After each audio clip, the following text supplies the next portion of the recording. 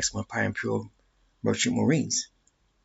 And in the service of all of you, His Excellency the Minister for the Joint Travel and Transport and I have very high requirements, high expectations. To qualify to be a boat captain, you have to demonstrate beyond question, doubt, or dispute that you have the ability to handle yourself as a captain of my ship, any of my ships, being able to navigate, handle the ship, work the ship, take care of her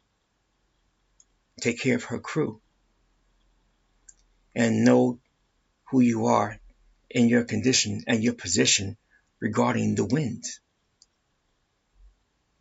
Powered or unpowered, this must be demonstrated. Seamanship is a thing.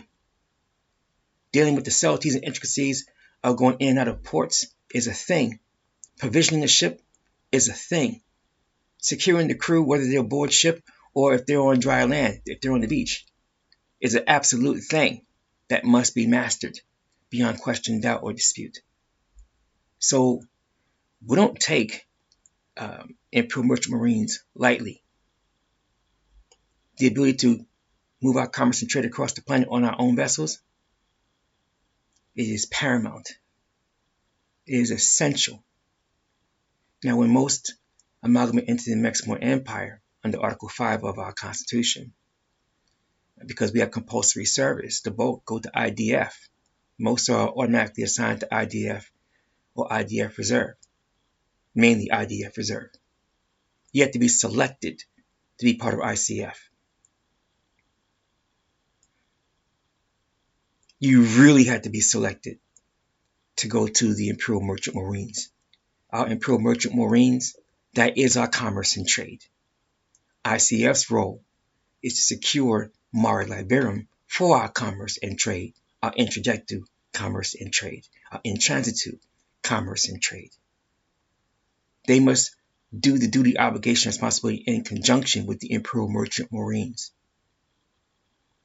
And they work with Imperial Affairs to make sure that the access to ports, the access to gain provisions is open, and that is done by negotiations, and that's handled by Imperial Affairs. If there are complaints and things of this nature, those are received by Foreign Affairs. And if we have to go back to particular things, then they get litigated by Department for Law and Justice. However, the bulk of the activity, no, that's going to be Imperial Merchant Marines. Whether they are ordinary seamen, able seamen, a deck officer, whether they are line officer, captain, or commodore of a line. There are things that have to be dealt with port captains, port logistics, sea logistics, etc., etc., etc. Now, we know that the ancestor Marcus Mosiah Garvey meant well.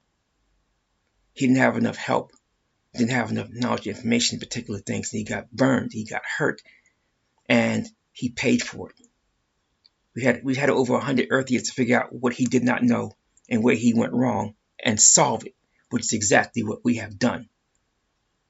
Our training is designed to make sure that when we finally have a vessel, a hull in the water, and we are applying the high seas, engaging in commerce and trade on our own terms, as opposed to having to rely on others to move our product around the planet, that changes our dynamics dramatically.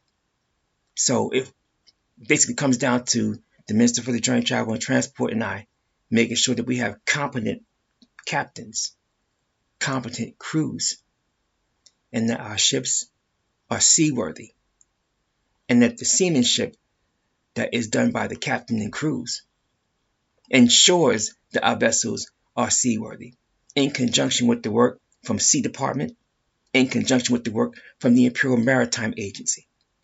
So it is not a question of if we're going back to sea, if we're fishing, if we are moving cargo, if we are moving our goods, whatever the case may be. It's not a question of if we're doing it. It's only a matter of when.